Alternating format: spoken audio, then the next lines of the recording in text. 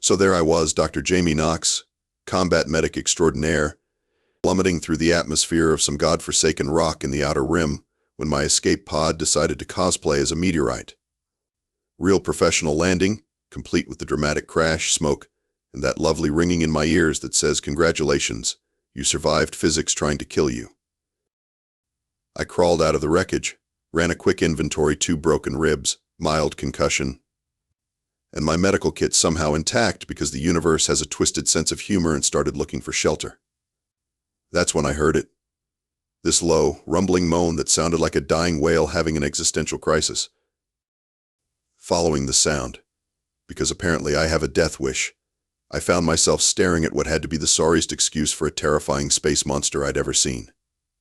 Picture this: 20 feet of scaly, tentacled nightmare fuel, but instead of rampaging or roaring, it was just lying there in a cave, making sad whale noises and occasionally sighing like a teenager who just got grounded. "Oh, for crying out loud," I muttered, pulling out my scanner. "Let me guess, you're dying dramatically and want me to witness your tragic end." The creature opened one massive, bloodshot eye and stared at me. When it spoke, its voice rumbled like an earthquake with daddy issues. "You dare mock Kraxx the Destroyer in his final moments, tiny flesh creature? Kraxx the Destroyer?" I snorted, checking my scanner readings. "More like Kraxx the dramatically dehydrated. When's the last time you had water? Or food? Or basic hygiene?" The great beast attempted to rear up menacingly, managed about 6 inches, then collapsed back down with a wheeze. "I am the terror of 7-star systems. The nightmare that haunts the dreams of." Yeah, we'll get to your resume later. Right now you're about 12 hours from kidney failure, and your electrolyte levels are more screwed up than galactic politics." I started unpacking my medical kit. "So here's the deal, Kraxx. You can either let me help you, or you can die here and I'll have to explain to my rescue team why I let a legendary monster croak on my watch. Guess which option makes me look bad in the paperwork?" Kraxx blinked slowly, processing this. You would help me? Even knowing what I am?" "Buddy, I once performed surgery on a Regellian pain worm while it was actively trying to eat my face. A depressed space dragon with abandonment issues doesn't even crack my top 10 weirdest patients." I pulled out an IV line. "Besides, dying of dehydration isn't exactly the glorious end befitting the terror of 7-star systems, is it?" The massive head tilted, considering this. "You make a valid point, small healer." "I make several valid points. It's kind of my thing." I approached cautiously, medical scanner in one hand, emergency sedative in the other. "Now, are you going to let me save your scaly hide? Or do I need to explain to the Galactic Medical Board why I let natural selection win this round?"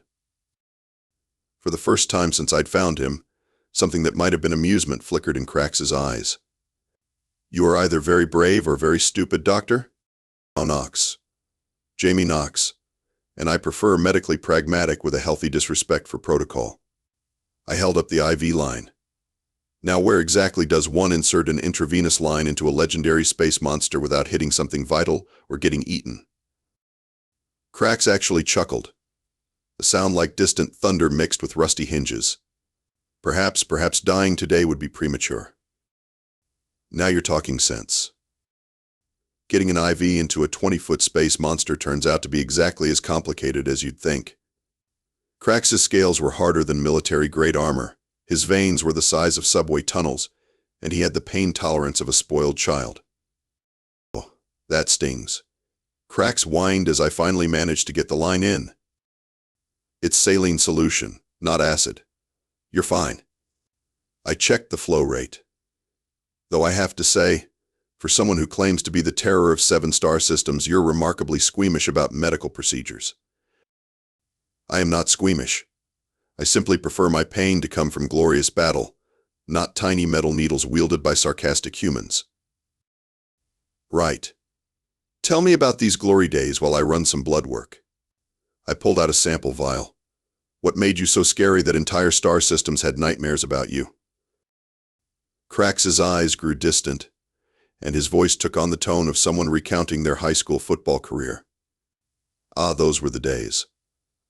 I would descend upon unsuspecting worlds like a plague of darkness. My roar would shatter mountains. My tentacles would crush starships like paper. Entire fleets would turn and flee at the mere mention of my name. Uh-huh. I ran the blood sample through my portable analyzer. And how long ago was this exactly? Merely 300 of your years. 300 years. I stared at him. Kraxx, buddy, that's not merely anything. That's like 15 generations of humans. Hell, 300 years ago we were still figuring out that washing our hands was a good idea. It feels like yesterday, he said mournfully. I was in my prime, the apex predator of the galaxy. And now he gestured weakly at his current state. Now I am nothing. A relic. A has been monster that the universe has forgotten. Oh, boo-hoo. I programmed the IV to deliver a cocktail of nutrients and electrolytes. Let me guess, some younger, scarier monster came along and stole your thunder? Kraxx's expression darkened. The void spawn of Kepler 442 billion. Barely a century old, and already they've surpassed my reputation. They don't even need to physically appear to terrorize planets, they just send nightmares through subspace. How is that fair?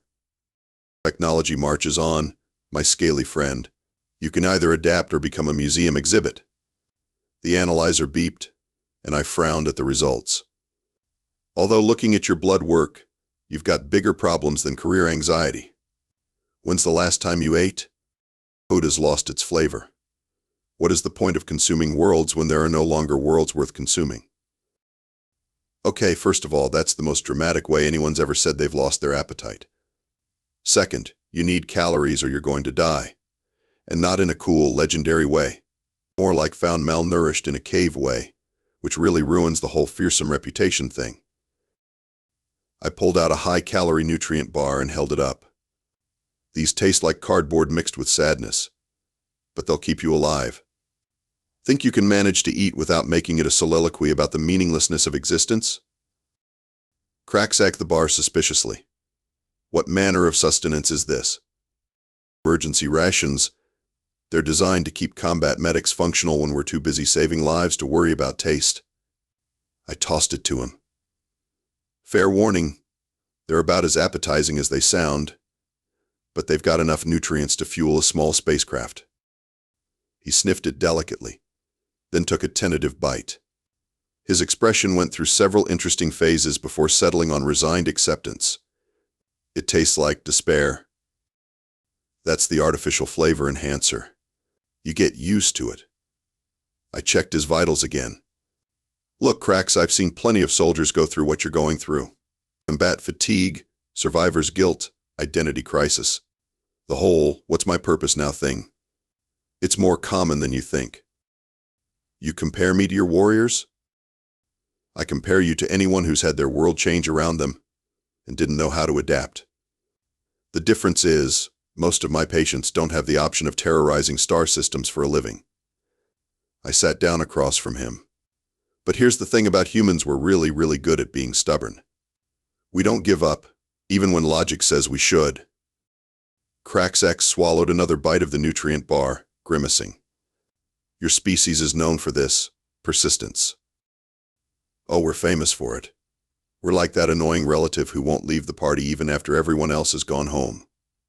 Except instead of parties, it's survival, and instead of relatives, it's the universe trying to kill us. For the first time since I'd started treating him, Kraxx looked genuinely curious. And this has served you well? We went from throwing rocks at mammoths to building faster than light spaceships in about 10,000 years. So yeah, I'd say stubbornness works pretty well for us. 2 hours and 3 nutrient bars later, Kraxx was looking less like a dying space whale and more like a mildly depressed space whale. Progress, in my medical opinion. The worst part, Kraxx said, staring at the cave ceiling, is that I trained for centuries to perfect my terror techniques.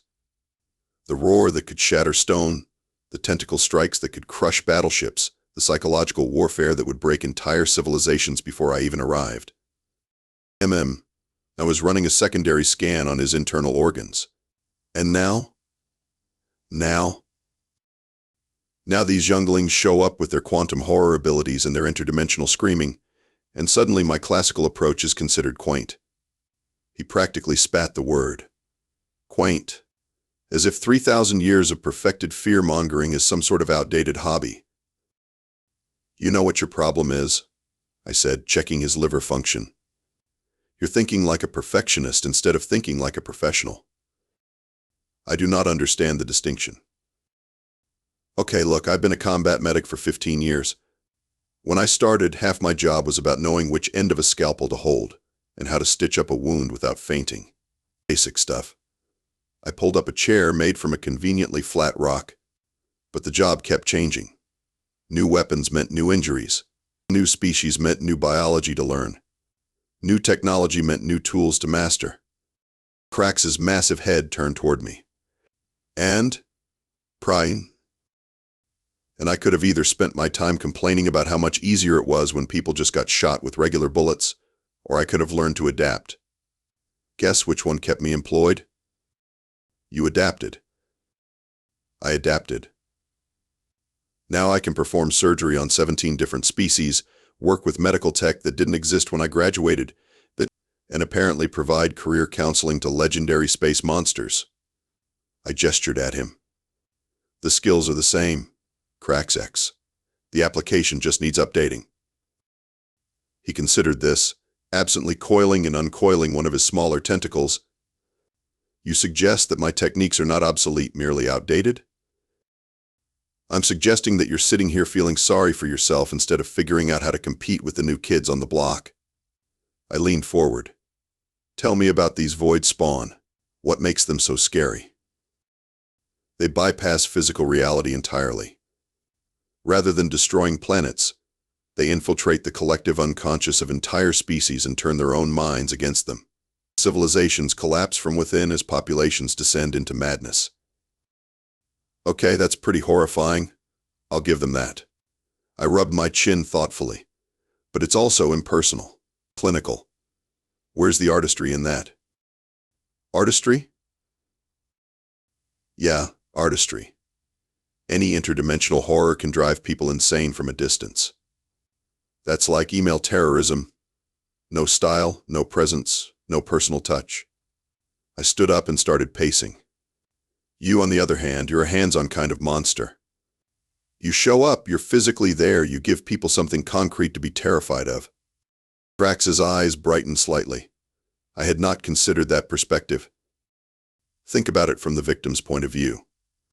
Would you rather have your civilization fall to some faceless cosmic horror you never even see, or would you want to at least get the full experience?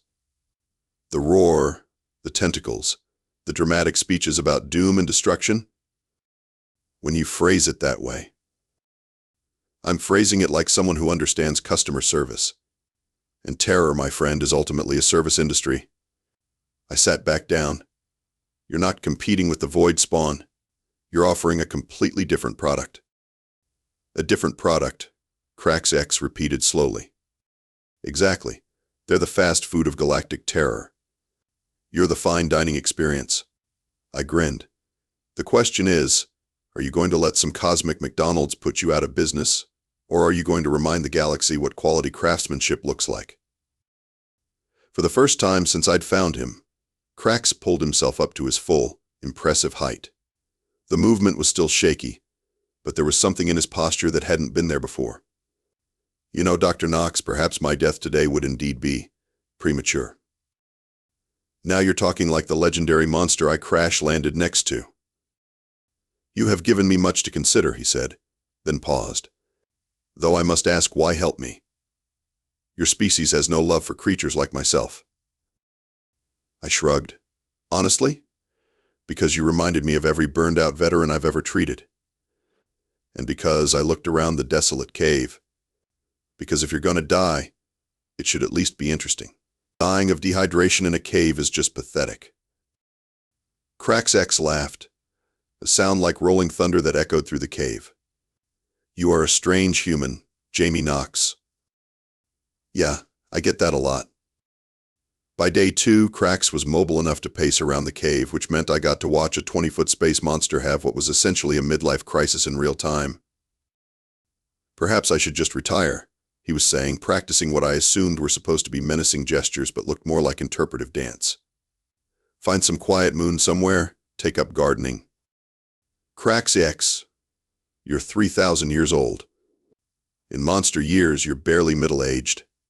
I was reviewing my notes on his physiology, trying to optimize his treatment plan. Besides gardening? Really? You're going to go from terror of 7 star systems to guy who grows space tomatoes? Space tomatoes are more challenging than you might think. I'm sure they are, but we're getting off track here. I put down my datapad. Let's do an honest assessment of your current capabilities versus the competition. What made you legendary in the first place?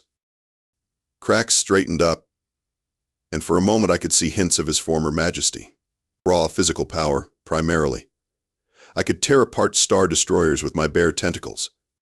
My roar could shatter planets. My mere presence would drive lesser beings to madness. Okay, good foundation. But that's all brute force. What about technique? Psychological warfare? Theater? Theater? Nench. Yeah, theater. Half of being terrifying is the presentation. Any idiot with enough power can blow up a planet. But how you blow up the planet? That's what separates the legends from the wannabes. I stood up and started gesturing. Think about it, what's scarier? A planet just disappearing, or a planet being slowly consumed while the population watches in horror? Kraxx's eyes lit up. The latter, obviously. Right. You need to lean into what makes you unique. These void spawn, they're all about the abstract, incomprehensible horror angle. You're the opposite, you're visceral, immediate, personal. You don't just destroy civilizations, you give them an experience they'll never forget. Assuming any of them survive to remember it. Well, yeah, but that's beside the point. I pulled out my datapad and started making notes. Let's modernize your approach. What's your current method for terrorizing a planet? I arrive in system, roar loudly enough to be heard on the planet's surface, then descend and begin systematic destruction of major population centers. I winced. Okay, we can work with that, but it's a little straightforward. Where's the build-up? The anticipation? The psychological torment? I roar loudly. That is psychological torment. That's just noise, Kraxx. Good psychological torment is about making them afraid of what's coming, not just announcing that you're here. I started pacing around the cave. What if, instead of just showing up and roaring, you started with subtlety? Small signs of your approach. Gravitational anomalies. Unexplained phenomena. Build the tension. Kraxx looked intrigued. Continue. Think about it like this. Instead of arriving with a bang, you arrive like a slowly approaching storm. Burst. Ewa. Their deep space sensors pick up something massive moving toward their system. Then their communications start getting interference patterns that sound almost like breathing. Then their nightmares start getting specific. I can influence dreams? Can't you? You're a legendary cosmic horror. If you can't give people nightmares, what exactly have you been doing for 3,000 years? Kraxx paused, looking embarrassed. I may have been focusing primarily on the physical destruction aspect of my role. Oh my God, you're like a carpenter who only knows how to use a hammer. I sat down and pulled up a holographic display from my datapad. Okay, we're starting from scratch. Horror 101. It's not about what you do. It's about what they think you might do. For the next several hours, I walked Kraxx through what I was starting to think of as Monster Marketing 101. We covered timing, psychological profiling, the importance of leaving survivors to spread stories, and the delicate art of building a reputation. So you're suggesting that rather than destroying planets immediately, I should toy with them first? I'm suggesting that you give them the full experience. Think of yourself as a performance artist whose medium is terror. I showed him some tactical projections. Look, any cosmic horror can end a civilization in 5 minutes. But can they make that civilization spend weeks in mounting dread, knowing exactly what's coming and being powerless to stop it? That's craftsmanship. Kraxx was quiet for a long moment, processing this. When he finally spoke, his voice had a thoughtful quality I hadn't heard before. You know, Dr. Knox, I believe I may have been thinking about my career all wrong. How so? I viewed myself as a force of destruction, but you speak of me as an artist. Because that's what you are. Destruction is easy. Art takes skill. I grinned at him. The void spawn are efficient, but are they memorable? Will civilizations tell stories about them for generations? Will parents use them to scare their children into behaving? Now that you mention it, most species barely have names for the void spawn. They're just a phenomenon. Exactly. They're like natural disasters, feared, but not respected. You, on the other hand, you're personal. You're someone they can hate, fear, and respect all at the same time. I leaned back against the cave wall. The question is, are you ready to reclaim your title? Kraxx drew himself up to his full height, and for the first time since I'd met him, he looked every inch the legendary monster he claimed to be. I believe, Dr. Knox, that I am. 3 days after I'd started what I was privately calling monster rehab, my emergency beacon finally got a response. The U.S. Resilience, a heavy rescue cruiser, dropped out of hyperspace and immediately started scanning for my signal. Dr. Knox, this is Captain Torres. We're reading your beacon, but we're also picking up some unusual energy signatures in your vicinity. Are you in immediate danger? I looked over at Kraxx, who was practicing what we'd been calling his ominous approach, a carefully choreographed combination of tentacle movements and low-frequency vocalizations that could make veteran soldiers wet themselves. Torres, this is Knox. I'm safe, but you might want to prepare your crew for a bit of a surprise. What kind of surprise, Doc? The kind that's about to demonstrate the difference between modern horror and classical craftsmanship. I could hear the confusion in Torres' voice. Knox, you're not making sense. We're coming down to extract you. Copy that. Just try to appreciate the artistry, okay? The rescue shuttle launched from the Resilience and began its descent toward the planet's surface. I watched on my scanner as it approached, then looked over at Kraxx, who had positioned himself at the cave entrance. You ready for this? I asked. Dr. Knox, Kraxx rumbled, and his voice had taken on a quality that made the hair on my arms stand up. I have spent the last 3 days remembering what I am. These rescue personnel are about to receive a master class in terror. Just remember what we discussed about restraint. We want them scared, not dead. Yes, of course. This is a demonstration, not a massacre. The shuttle was still about 2 kilometers out when Kraxx began. It started with the gravitational effect's subtle alterations in the local field that would make the shuttle's instruments go haywire without actually threatening the craft. Then came the sound. It wasn't the crude roar I'd first heard when I found him. This was something deeper, more complex, a harmonic frequency that seemed to resonate in your bones and make your instincts scream that something very large and very dangerous was nearby. Knox, we're getting some weird readings down here. Torres' voice crackled over the comm. Gravitational anomalies and some kind of acoustic phenomenon. That's just my patient warming up, I replied casually. Your patient? Kraxx moved to the next phase of his demonstration. The shadows around the cave entrance began to deepen and move in ways that violated basic physics. The temperature dropped noticeably, and the air itself seemed to thicken with an almost palpable sense of dread. Knox, our instruments are going crazy. Temperature's dropping. We're getting electromagnetic interference, and our pilot is reporting visual distortions. How's the crew holding up? There was a pause. They're scared, Knox.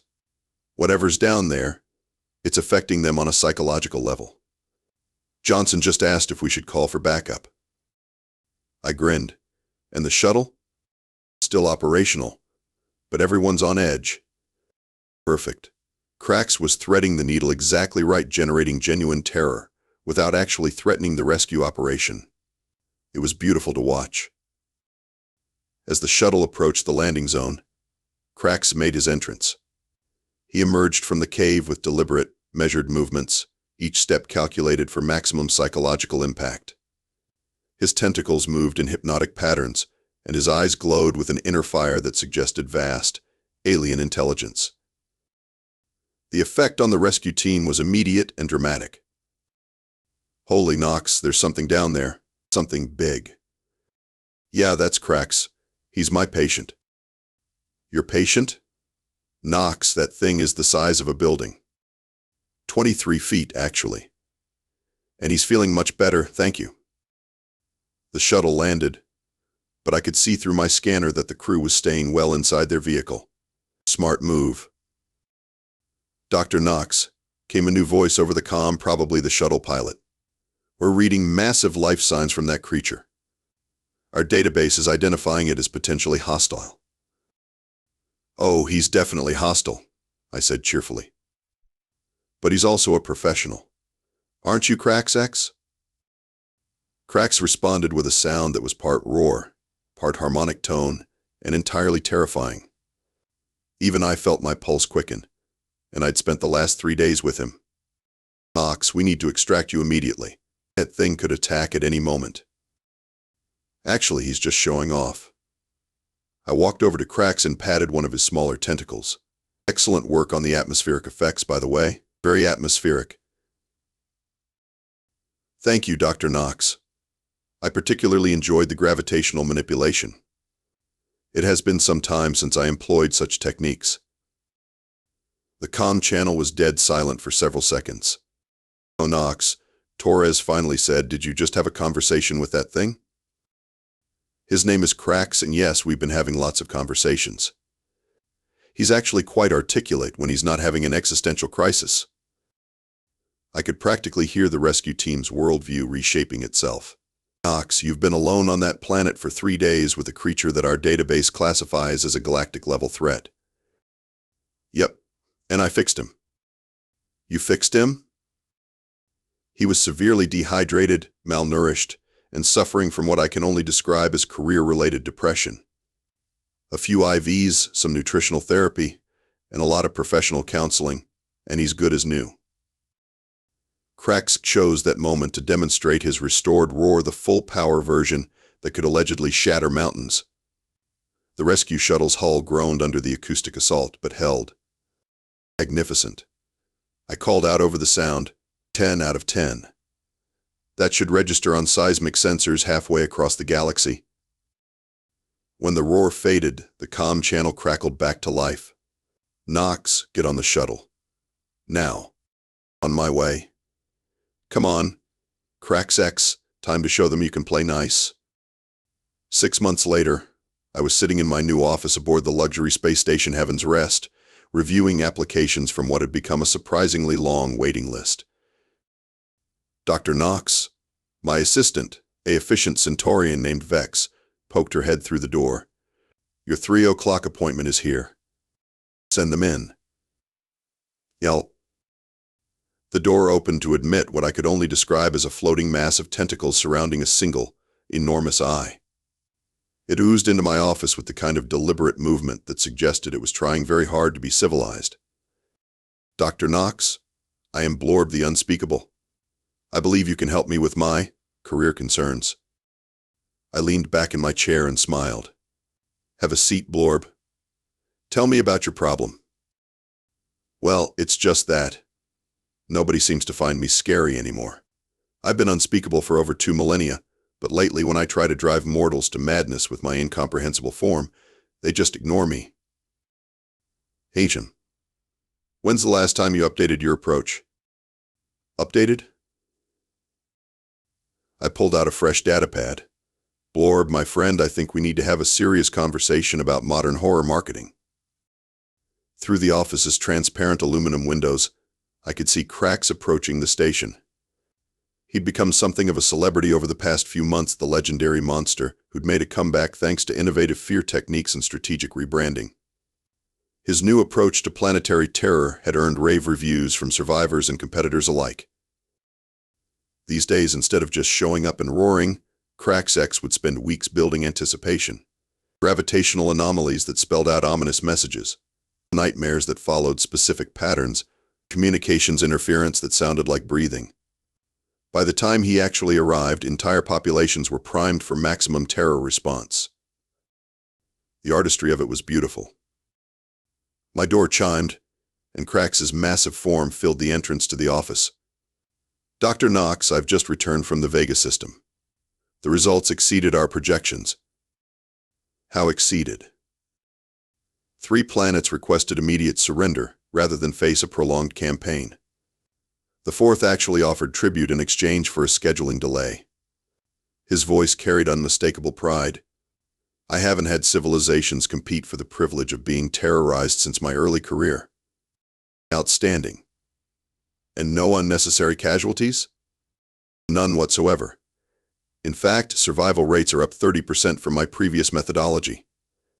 It seems that when populations believe they might survive the experience, they engage more enthusiastically with the terror process." I made notes on my datapad. "Excellent. How are you feeling about the workload?" "Energized. Fulfilled. For the first time in centuries, I feel as though I am truly practicing my craft rather than simply going through the motions." Blorb's eye swiveled between us. "Excuse me, but are you discussing monster career counseling?" "Dr. Knox has developed what she calls a holistic approach to cosmic horror wellness," Kraxx explained. "She combines medical treatment with professional development and psychological support." "It started as a one-off thing," I said, "but apparently there's a real need in the market. Turns out a lot of legendary monsters are dealing with career stagnation, identity crises, and performance anxiety." "Performance anxiety?" "Oh yeah, you'd be surprised how many galactic terrors are just phoning it in these days. No passion, no creativity, just going through the motions." I gestured toward Kraxx.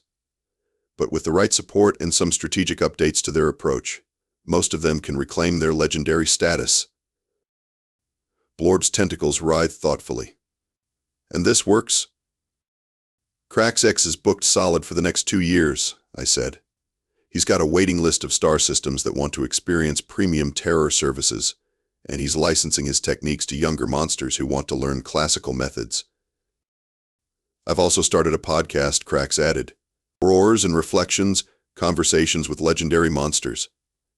It's quite popular." "A podcast?" "Modern marketing," I explained. "Brand building, thought leadership, establishing expertise in the field. Kraxx isn't just a monster anymore, he's the monster. The gold standard." Blorb was quiet for a long moment. "Dr. Knox, I would very much like to discuss your services." "Excellent. Let's start with a comprehensive assessment of your current techniques, and then we'll develop a personalized improvement plan." I opened a new file on my datapad. "Fair warning, the process requires commitment. You'll need to be open to change, willing to practice new approaches, and ready to challenge some assumptions about what makes effective horror." "I am prepared for whatever is necessary." "Good attitude. Kraxx, do you have time to share some insights with Blorb about your transformation process?" "Of course." Kraxx settled himself more comfortably in the office space. "Blorb, let me tell you about the day a human combat medic crash landed next to my cave and changed everything I thought I knew about being a legendary monster."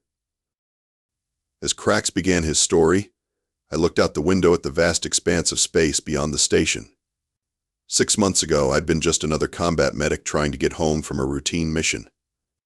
Now I was running the galaxy's first monster wellness consulting firm, had a waiting list of cosmic horrors seeking career advice, and was apparently friends with creatures that could destroy star systems.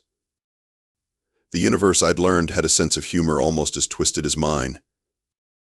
My comm unit chimed with an incoming message. I glanced at it and grinned. It was from the Galactic Medical Board, unofficially recognizing therapeutic monster rehabilitation as a legitimate medical specialty and requesting that I develop a training curriculum for other practitioners. I looked over at Kraxx, who was enthusiastically explaining advanced psychological warfare techniques to a floating eyeball, and realized that this was probably the weirdest career pivot in medical history. But honestly, I'd never been happier.